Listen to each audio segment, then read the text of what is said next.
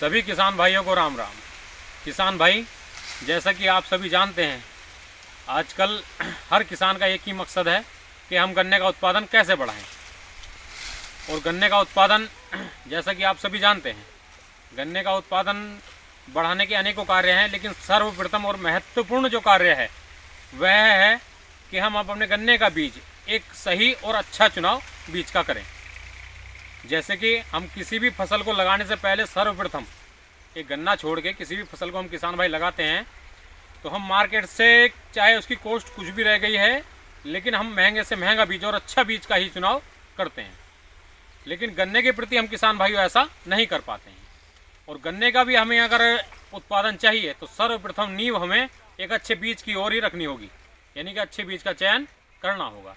तो आइए आज हम बात करने वाले हैं एक अच्छे बीज के चयन पर, यानी कि अच्छे बीज का चुनाव कैसे करें। किसान भाइयों, सर्वप्रथम हमें 8 से 10 माह का स्वस्थ गन्ने का बीज होना चाहिए, यानी कि जो नया प्लांट हो, किसी भी पेटी का यानी कि रैटून का नहीं होना चाहिए। किसी भी कीट बीमारी से ग्रस्त नहीं होना चाहिए, यानी कि रूट बोरर, विल्ट, पपड़ी कीट, इंटरनोड बोरर, अदर जड़ निकला हुआ, किसी भी बीमारी से ग्रस्त बीज नहीं होना चाहिए।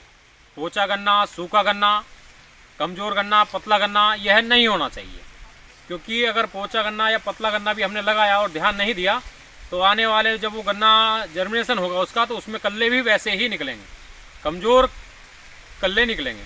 और स्वस्थ और ठोस गन्ना होगा तो कल्ले मजबूत और दमदार निकलेंगे। तो किसान भाइयों, बीज की ओर हमें एक विशेष रूप से ध्यान देना चाहिए। बीज का चुनाव हमें अच्छे से अच्छा ही करना चाहिए, यानी कि गन्ना ठोस, मजबूत, लंबी पेरी का और सशक्त होना चाहिए। किसी भी कीट बीमारी का उसमें प्रकोप नहीं होना चाहिए। किसान भाइयों, ये तो रहे बीज चुनाव करने की बात। अब हम बात करने वाले हैं बीज की कटाई पर। बीज की कटाई हम किस तरह करें।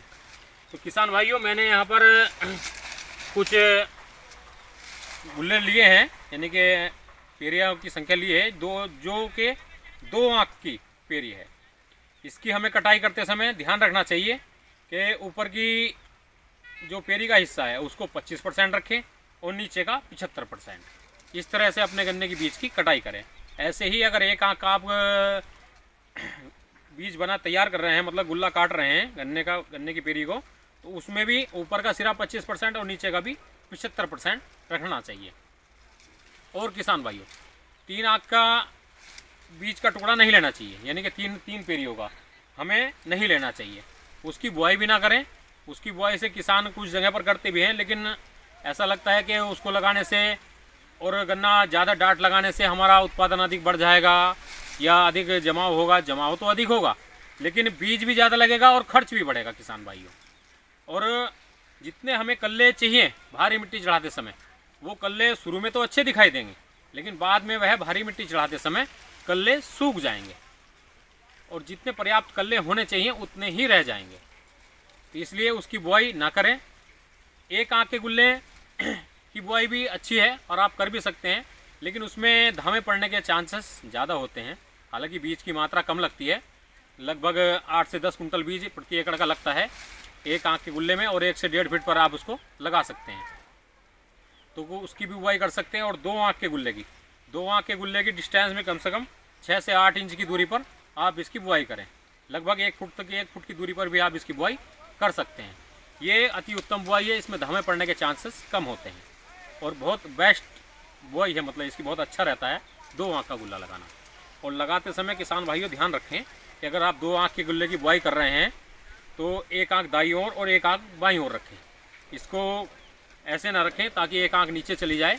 वो क्या है, गीले ज़्यादा नमी होने की अवस्था से एक आंख खराब होने के भी चांसेस रहते हैं, इसलिए आप इस तरह से रखें ताकि अगर गीला भी होए तो जर्मिनेशन फिर भी हो जाएगा।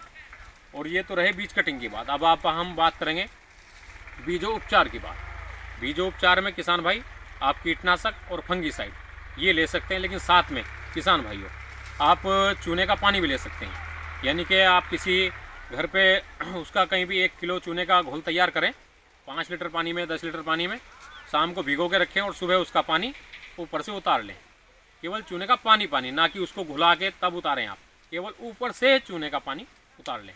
और उसको आप जिस भी टब वगैरह में दवाई आपने घोली हुई है, आप बीज उपचार कर रहे हैं, उसमें वह बीज को 10 से 15 मिनट तक डुबो कर रखें। उसके बाद ही अपने गन्ने की बुआई करें।